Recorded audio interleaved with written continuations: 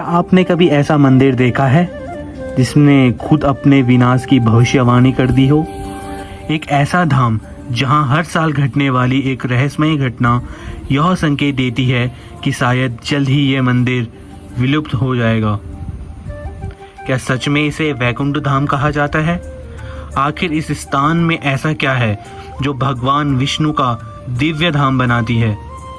यह मंदिर केवल 6 महीने खुलता है, लेकिन रहस्यमय बात यह है कि इसे बंद होने के बाद भी यहाँ जगने वाली अखंड ज्योत बुझती नहीं। यह कैसे संभव है? यहाँ कोई अदृश्य शक्ति है जो इसे कायम रखती है कि भगवान की कोई लीला? तो इसकी खोज करने पहुंचते हैं बद्रीनाथ। तो नमस्कार दोस्तों, स्वागत है पुनः हमारी नई वीडियो में। तो दोस्तों, आप मेरे पीछे देख सकते हो प्यारा सा गेस्ट हाउस, और आज हम यहीं स्टे करेंगे। तो हम इससे स्टे करेंगे क्योंकि हम आ रखे हैं बद्रीनाथ। तो हेलो एंड वेलकम। तो अपनी वीडियो की शुरुआत करते हैं बद्रीनाथ धाम से, जो कि बहुत ही पवित्र धाम माना जाता है।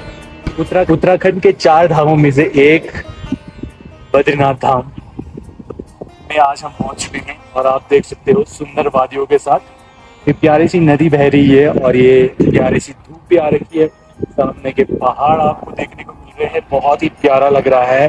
और देख सकते हो आप हल्की की बर्फ लगी पड़ी हुई है, तो जैसी धूप लग रही है तो वैसे ये चांदी जैसा चमक रहा है। इतना प्यारा उत्तराखंड है हमारा, जरूर एक्सप्लोर कीजिए। और फाइनली हम हैं अपने गेस्ट हाउस में। तो दोस्तों, आप जितने भी मेरी यूट्यूब फैमिली अगर स्टे करना चाहते हो और बद्रीनाथ आना चाहते हो, तो ये बेस्ट पैलेस हो सकती है और ये बेस्ट जगह हो सकती है। और यहाँ का जो व्यू आपको देखने को मिल रहा है, और इस साइड है हमारे बद्री विशाल जी महाराज। बद्री विशाल यानी कि हमारे साक्षात विष्णु जी का मंदिर इस साइड पड़ता है, और एक प्यारा सा हमारा गेस्ट हाउस, और ये सामने से यहाँ का व्यू दिखता है। तो दोस्तों, ये है हमारा टेंट, आप देख सकते हो, प्यारा 2 आदमी के लिए बेस्ट है, देख सकते हो आप। और मैं भी लाइट ओपन करता हूँ। तो फाइनली दोस्तों, ये है हमारा छोटा सा रूम, और अब हम तैयार हुए हैं। अब जाएंगे हम बद्री विशाल जी के दर्शन करने के लिए। और ये मेरा मित्र है यहाँ पर, जो भी तैयार हो रहा है, सज रहा है, संवर रहा है। और फिर यहाँ से निकलते हैं अभी थोड़ी देर में। Let's go with this beautiful नज़ारा। तो यहाँ से नज़ारा आप देख सकते हो। दोस्तों, फाइनली अब हम मंदिर के लिए निकल रहे हैं, और आप देख सकते हो ये थोड़ा आउट में है। स्कंद पुराण के अलावा पद्म पुराण, श्रीमद् भागवत, देवी भागवत, वायु पुराण, वामन पुराण, नारद पुराण, वाराह पुराण व महाभारत में जिस बद्रिकाश्रम की महिमा गाई, आज वो हमारे सौभाग्य का हिस्सा है। सामने मंदिर था और जन्म जन्मांतर का पुण्य फलित हो रहा था। तो दोस्तों, यहाँ से बद्री विशाल जी के दर्शन करवाता हूँ मैं आपको। बहुत ही प्यारा मनमोहक दृश्य यहाँ से दिखने को मिल रहा है। ये है हमारे भटजी, जिनको बहुत देर हो रही है जाने के लिए। ये भी बहुत व्याकुल हैं दर्शन के लिए। और आप देख सकते हो यहाँ से दिख रहा है सीधा बद्री विशाल जी का मंदिर। मंदिर में दर्शन से पहले एक सबसे जरूरी काम है यहाँ के पवित्र तप्त कुंड में स्नान करना।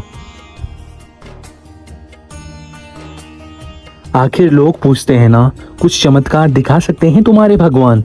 ये देखिए तप्त कुंड, जहाँ बद्रीनाथ में 4-5 डिग्री टेम्परेचर रहता है, इतनी ठंड रहती है, वहीं पर ये दिव्य तप्त कुंड है जहाँ 45 डिग्री तक गर्म पानी रहता है ना चमत्कार? कुछ रोचक कथा बताता हूँ। स्कंद पुराण में वर्णन है, जिस प्रकार अग्नि में कुछ भी डालो भस्म हो जाता है, उसी प्रकार जब कोई भक्त तप्त कुंड में एक बार भी स्नान कर लेता है, उसके सभी प्रकार के पाप जल में राख हो जाते हैं। पौराणिक कथा है, महर्षि भृगु की पत्नी पर एक राक्षस आसक्त हो गया। बचपन में कभी ऋषि पत्नी को उस राक्षस से विवाह की बात चली होगी, तब से वो उस तार में था कि किसी तरह वे उन्हें प्राप्त करे। ऋषि कहीं गए हुए थे, राक्षस आया। उस समय केवल यज्ञ का अग्निहोत्र था। असुर ने आते ही कहा, हे अग्निदेव, मेरी इस ऋषि पत्नी से विवाह की बात हुई थी ना? अग्नि ने कहा, हाँ। उसके बाद उस राक्षस ने ऋषि की गर्भवती पत्नी का हरण कर दिया। वे विलाप करने लगी, रोने लगी। इसी दौरान उनका गर्भपात हो गया। महर्षि चावन पैदा हुए। महर्षि चावन के ब्रह्म तेज से राक्षस भस्म हो गया। जब भृगु आए, उन्हें ये प्रसंग पता चला तो उन्होंने अग्नि को सर्वभक्षी होने का श्राप दे दिया। कालांतर में तीर्थराज प्रयाग में ऋषि मुनियों का महासम्मेलन हुआ। भगवान वेद व्यास सभापति नियुक्त हुए। तब अग्निदेव के निवेदन पर उन्होंने बद्रीनाथ जाने को कहा। अग्निदेव आए और कठिन तप किया। श्री नारायण प्रकट हुए और वरदान दिया कि तुम्हारा श्राप तो इस क्षेत्र में दर्शन से ही नष्ट हो गया। अब तुम इस क्षेत्र में रहकर आने वाले भक्तों के पाप नष्ट करो। तब से अग्निदेव यहाँ जलधारा के रूप में उपस्थित हैं। तप्त कुंड के समीप परम पावन पौराणिक पंचशिलाएं हैं। यह पंचशिलाएं 5 सिद्धियां देने वाली कही गई हैं। नारदी नारसिंगा चा 12 गरुड़ी तथा मार्कंडे विख्याता शिला सर्वदा सिद्धा। पंचशिलाओं में पहली शिला है गरुड़ शिला। आदि केदार मंदिर के ठीक नीचे यह शिला है। यह शिला भगवान विष्णु के वाहन गरुड़ को समर्पित है। मान्यता है कि गरुड़ देव ने भगवान विष्णु का वाहन बनने की आकांक्षा से इस शिला पर बैठकर 3000 वर्षों तक कठोर तपस्या की। गरुड़ की अटूट भक्ति से प्रसन्न होकर भगवान विष्णु ने उन्हें दर्शन दिए और अपना वाहन बनने का आशीर्वाद दिया। इस शिला के दर्शन से व्यक्ति विष के प्रभाव से मुक्त हो जाता है और बाधाएं दूर हो जाती हैं। यह सफलता, धन और निडरता का प्रतीक माना जाता है। दूसरी शिला है नारद शिला। यह शिला तप्त कुंड और नारद कुंड के बीच स्थित है। यह एक नुकीले शंकु आकार की चट्टान है। इसका मान्यता है कि देवर्षि नारद ने इसी शिला पर बैठकर भगवान विष्णु की कठोर तपस्या की। अगली शिला है नरसिंह शिला। यह शिला अलकनंदा नदी के जल में है। नारद शिला के ठीक नीचे स्थित है। यह शिला भगवान विष्णु के नरसिंह अवतार को समर्पित है, जिसमें उन्होंने आधे मानव आधे सिंह का रूप धारण कर भक्त प्रहलाद की रक्षा की। कहा जाता है कि हिरण्यकश्यप का वध करने के बाद भगवान नरसिंह इसी स्थान पर शिला के रूप में विराजमान हो गए। अगली शिला है वाराह शिला। यह शिला नारद कुंड के समीप स्थित और इसका आकार वाराह सुअर जैसा है। यह शिला भगवान विष्णु के वाराह अवतार को समर्पित है। पौराणिक कथाओं के अनुसार जब हिरण्यकश्यप नामक राक्षस पृथ्वी को उठाकर पाताल लोक में ले गया था, तब भगवान विष्णु ने वाराह का रूप धारण कर पृथ्वी को बचाया। इस घटना के बाद भगवान वाराह इसी स्थान पर शिला के रूप में विराजमान हो गए। यह शिला पृथ्वी के उद्धार और सुरक्षा का प्रतीक माना जाता है। 5वीं शिला है मार्कंडे शिला। यह शिला भी अलकनंदा के किनारे नारद शिला के पास स्थित है। पौराणिक कथा के अनुसार महर्षि मार्कंडे ने इसी शिला पर बैठकर भगवान विष्णु की तपस्या की, लंबी आयु तथा अमरता प्राप्त की। नारद मुनि की सलाह पर ही ऋषि मार्कंडे ने वृंदावन छोड़कर बद्री वन में आकर इस शिला पर तपस्या की थी। इसीलिए यह शिला लंबी आयु, स्वास्थ्य और मोक्ष के लिए महत्वपूर्ण मानी जाती है। तप्त कुंड में स्नान करके अब शरीर और मन दोनों पूरी तरह से शुद्ध महसूस कर रहे हैं। दोस्तों, स्नान करने के बाद अब बारी है भगवान बद्री विशाल जी के दर्शन करने के लिए, और यहाँ पे महिलाओं के लिए है। और देखिए दोस्तों, ठीक सामने बद्री विशाल का भव्य मंदिर हमारा इंतजार कर रहा है। जय बद्री विशाल लाल की जय। तो फाइनली दोस्तों हम गेट में हैं और यहाँ से एंट्री हो रही है। जितना हो सकता है मैं दिखा सकता हूँ।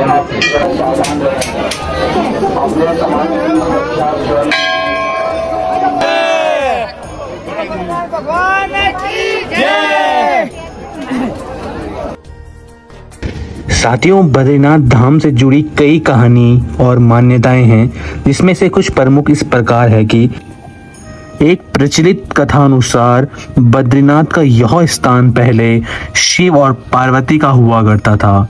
भगवान शिव यहाँ तपस्या करते थे। एक दिन भगवान विष्णु ध्यान करने के लिए एक शांत और पवित्र स्थान की तलाश में थे। उन्हें यह स्थान बहुत पसंद आया, लेकिन यह तो आराध्य शिव का धाम था। तब भगवान विष्णु ने एक लीला रची। उन्होंने एक छोटे बच्चे का रूप धारण किया और शिव पार्वती के निवास के बाहर जोर जोर से रोने लगे। माता पार्वती का मातृत्व जाग उठा और उन्होंने बच्चे को चुप कराने की कोशिश की, लेकिन वह चुप नहीं हुए। जैसे ही माता पार्वती बच्चे को लेकर भीतर ले जाने लगी, भगवान शिव समझ गए कि यह श्री हरि की लीला है। अपने आराध्य की इच्छा का सम्मान करते हुए उस स्थान को छोड़कर केदारनाथ चले गए। इसी प्रकार बद्रीनाथ भगवान विष्णु का निवास स्थान बन गया। दूसरी कहानी के अनुसार इस धाम का नाम बद्रीनाथ कैसे पड़ा, इसके पीछे एक सुंदर कहानी है। कहा जाता है कि एक समय भगवान विष्णु यहाँ कठोर तपस्या में लीन थे। सर्दी, वर्षा और हिमपात से उनकी रक्षा करने के लिए उनकी पत्नी लक्ष्मी स्वयं बद्री, जो कि जंगली बेर के वृक्ष का रूप धारण कर लिया और भगवान विष्णु को चारों ओर से ढक लिया। जब भगवान विष्णु अपनी आंखें खोली तो उन्होंने देखा कि माता लक्ष्मी हिम से ढकी हुई है। देवी लक्ष्मी का इस प्रेम और त्याग से प्रसन्न होकर भगवान विष्णु ने उन्हें आशीर्वाद दिया। इस धाम पर उनकी पूजा भगवान विष्णु के साथ ही होगी। यह स्थान बद्री यानी बद्रीनाथ नाम से जाने लगा। एक अन्य मान्यता के अनुसार बद्रीनाथ वह स्थान है जहां भगवान विष्णु के अंश नर और नारायण ऋषियों की तपस्या की थी। यह क्षेत्र नर और नारायण नामक दो पर्वत श्रेणियों के बीच स्थित है। कहा जाता है कि इन्हीं नर और नारायण ने बाद में अर्जुन और कृष्ण के रूप में जन्म लिया था। उनकी तपस्या से प्रसन्न होकर भगवान शिव केदारनाथ में प्रकट हुए थे। यह भी माना जाता है कि 8वीं शताब्दी में आदि शंकराचार्य ने इस मंदिर का पुनरुद्धार किया। कहते हैं कि हिंदू और बौद्ध संघर्ष के दौरान भगवान बद्रीनाथ की शालिग्राम से बनी मूर्ति को नारद कुंड में डाल दिया था ताकि वह सुरक्षित रहे। आदि शंकराचार्य ने अपने योग बल से इस मूर्ति का पता लगाया, उसे नारद कुंड से निकाला और विधिवत रूप से इस मंदिर में पुनः स्थापित किया। उन्होंने जोशीमठ में ज्योतिष पीठ की स्थापना की और शीतकाल में बद्रीनाथ के कपाट बंद होने पर भगवान की डोली जोशीमठ के नरसिंह मंदिर में लाए जाने की परंपरा शुरू की। साथियों, बद्री विशाल जी के दर्शन तो हो गए हैं और मन प्रफुल्लित हो चुका है। जो सारी थकान थी वो सब मिट चुकी है और आप देख सकते हो मेरे पीछे बहुत ही ज़्यादा भीड़ उमड़ पड़ी हुई है। लग रहा है आपको? बहुत बढ़िया लग रहा है। आज एक तो भीड़ नहीं है, सबसे बढ़िया हमको ये लग रहा है कि आज यहाँ भीड़ नहीं है। दर्शन कैसे हुए आपके? दर्शन बहुत बढ़िया हो रहा है, अंदर के दर्शन हो गया, बिल्कुल बाहर।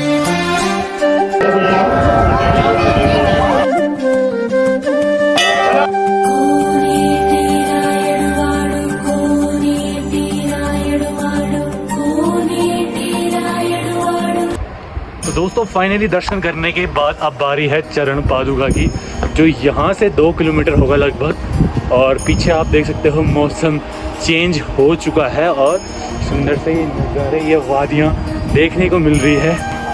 तो जय बद्री विशाल का नाम लेते हुए हम जा रहे हैं चरण पादुका में। अगर हम चरण पादुका के लिए हम अगर यहाँ से निकले तो पीछे आप व्यू देख सकते हो। देखो मक्खन भाई, मक्खन, बहुत ही प्यारा लग रहा है, बहुत ही प्यारा। वाह, ये फॉल मतलब वाटरफॉल बहुत ही प्यारा लग रहा है दोस्तों। मैं बयान नहीं कर पा रहा, मतलब इतना प्यारा। दोस्तों अगर आप भी चरण पादुका के लिए आए तो आप देख सकते हो, आपको ऐसा व्यू मिलेगा घाटी में और वो वाटरफॉल में, और यहाँ आप देख सकते हो प्यारे सा। वाह,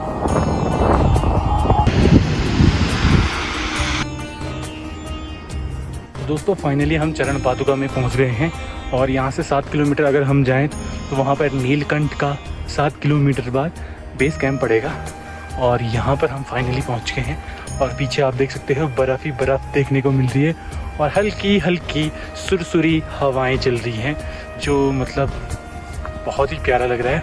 और अगर आप भीड़ भड़ाके से अलग यहाँ पर मेडिटेशन का बहुत ही बेस्ट तरीका है।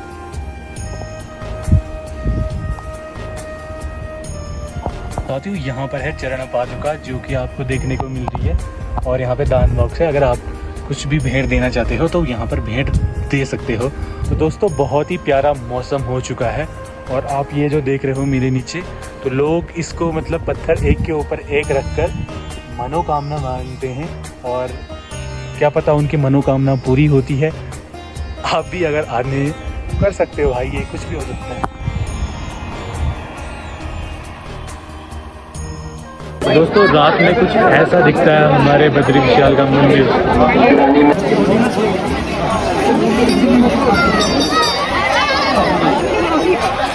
तो दोस्तों दर्शन करने के बाद फिर से हम दर्शन किया, पहले हम चरण पादुका में गए थे, फिर से हमने दर्शन किया, आरती में गए, तो वीडियो नहीं दिखा पाया। फिर से अपने रिजॉर्ट में आ गए जहां हमने कमरा लिया था, और ये भी वो प्यारा सा रिजॉर्ट।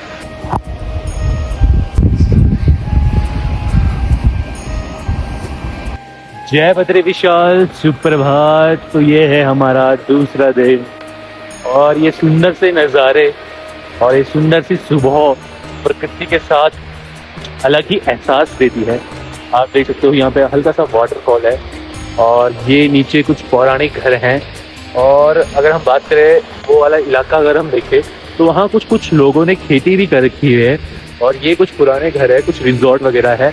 और ये प्यारा सा यहाँ पर छोटा सा बुग्याल है।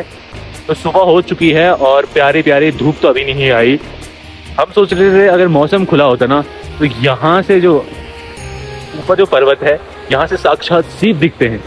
और इस पहाड़ी के पीछे अगर हम बात करें तो यहाँ नीलकंठ पर्वत है, और उसके ठीक पीछे हमारे बाबा केदारनाथ है। और अगर धूप खिली होती, अगर मौसम खुला हुआ था तो वहाँ पर ऐसा लगता साक्षात भगवान शिव नजर आ रहे हैं। हमारी किस्मत में शायद वो नहीं है, और जब धूप पड़ती है कि बहुत प्यारा लगता है। ये बात हमें एक हमारे भाई जी ने बताई, जो कि उनकी ड्यूटी यहाँ लगी हुई है पुलिस में, तो उन्होंने हमें बताया कि ऐसा भी होता है। और यहाँ से ठीक सामने से अगर हम पैदल यात्रा करें तो 3 किलोमीटर दूर माणा गाँव पड़ता है। अगर हम बाय रोड चले तो हमें 4 किलोमीटर लगता है। ये थोड़ा सा 1 घंटा शॉर्ट है, और अगर बहुत ही प्यारा है। तो आप देख सकते हो प्यारा सा ये वाटरफॉल, छोटा ही है, अच्छा है। तो थोड़ा हम भी ध्यान करते हैं, थोड़ा मेडिटेशन करते हैं, फिर माणा गांव के लिए निकलेंगे यहाँ से।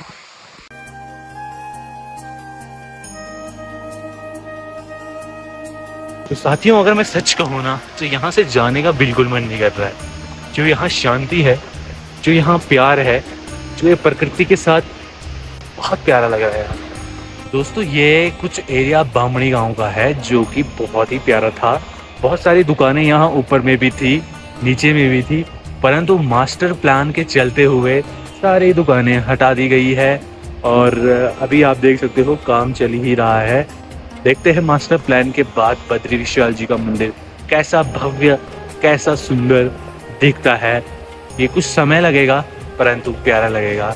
तो साथियों ये था हमारा दूसरा दिन बद्री विशाल के चरणों में। तो हमें बहुत खुश थी कि यहीं रुके, परंतु होता है ना कि कुछ समय बाद हमें जाना होता है, तो हम यहाँ से जा रहे हैं। ये अंतिम दर्शन कह सकते हैं अभी का, और भगवान बद्री विशाल तो हमारे मन में बसे हुए हैं। तो अब हम चलते हैं। तो बोलो जय बद्री विशाल लाल की जय।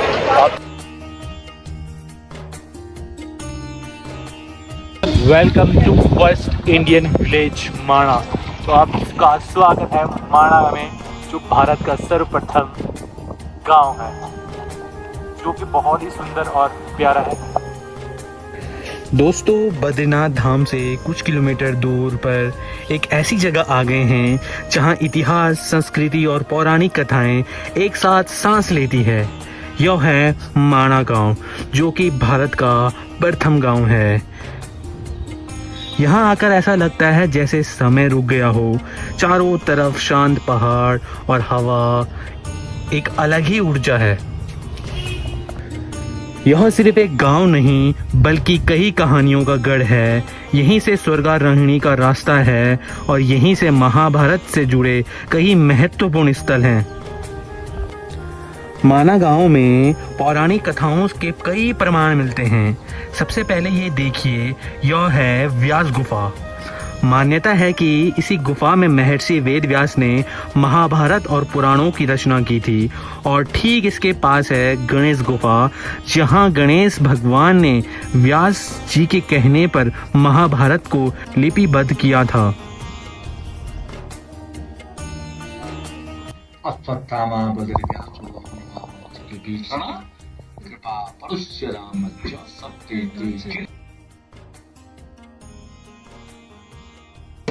दोस्तों फाइनली यहाँ पे आप देख रहे हो सरस्वती नदी यहाँ से आपको देखने को मिलेगी, हल्का बहती हुई, और यहाँ पर कुछ ही दूर में ये मतलब समाप्त हो जाएगी। दोस्तों अब बारी है भीम पुल पर जाने की। दोस्तों ये है भीम पुल।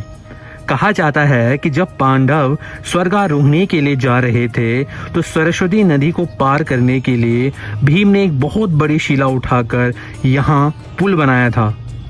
सरस्वती नदी यहाँ कितनी प्रचंड और वेगवती है। मान्यता है कि यह नदी यहीं पर प्रकट होती है और कुछ दूर चलकर अलकनंदा में विलीन हो जाती है। यहाँ आकर हर पत्थर, हर गुफा एक कहानी सुनाती है। यह सिर्फ एक गांव नहीं, इतिहास और अध्यात्म का एक जीता जागता संग्रहालय है। माणा गांव में इन पौराणिक स्थलों के दर्शन के बाद अब हम एक और रोमांचक यात्रा पर निकल रहे हैं, वसुधारा वाटरफॉल। यह झरना माना गांव से लगभग 5 किलोमीटर की ट्रैकिंग पर है और रास्ता थोड़ा पथरीला है। इसकी सुंदरता और दिव्यता शब्दों से परे है। चलिए इस अद्भुत ट्रैक को शुरू करते हैं, मेरे साथ बने रहिए। दोस्तों यात्रा शुरू करने से पहले हमने सोचा कुछ ना कुछ स्नैक्स लिया जाए, तो यहाँ पे हमने इंडिया की पहली दुकान है कि, तो हमने सोचा क्यों ना कुछ खाया जाए, कुछ मेमोरीज क्रिएट किया जाए। तो कैसा लग रहा है यहाँ का खाना वगैरह? खाने से बहुत ज़्यादा पेट भर। वाह क्या रास्ता है, जितना खूबसूरत है उतना ही थोड़ा थकाने वाला भी। लेकिन जैसे जैसे हम वसुधारा के करीब आ रहे हैं यह उत्साह बढ़ता जा रहा है। चारों तरफ बर्फ के ढके पहाड़ और ये साफ नीले आसमान, यकीन नहीं होता ऐसी जगह असलियत में मौजूद है। लगभग 400 फीट की ऊंचाई से गिरता ये पानी सीधे बादलों से आता हुआ प्रतीत होता है। इसकी बूंदें जैसे ही चेहरे पे पड़ती हैं, सारी थकान दूर हो जाती है। पौराणिक कथाओं के अनुसार इस झरने का पानी केवल उन्हीं लोगों पर गिरता है जो पाप रहित होते हैं। रही बात बद्रीनाथ पहुंचने की, तो हरिद्वार, ऋषिकेश से श्रीनगर, कर्णप्रयाग, चमोली, हेलंग, जोशीमठ, पांडुकेश्वर होते हुए नारायण के धाम तक पहुंच सकते हैं। यहाँ रुकने के लिए होटल, रेस्टोरेंट सभी सुविधाएं हैं। नज़दीकी रेलवे स्टेशन ऋषिकेश है और हवाई अड्डा देहरादून जौलीग्रांट। निजी या शेयरिंग टैक्सी चुन सकते हैं। यात्री बसों पर भी सवार हो सकते हैं। फिलहाल गढ़वाल इन्फो को अनुमति दे। यह वीडियो आपको पसंद आई होगी तो कमेंट करना, शेयर करना ना भूले, और इस परिवार का हिस्सा बनने के लिए आपका तहे दिल से शुक्रिया।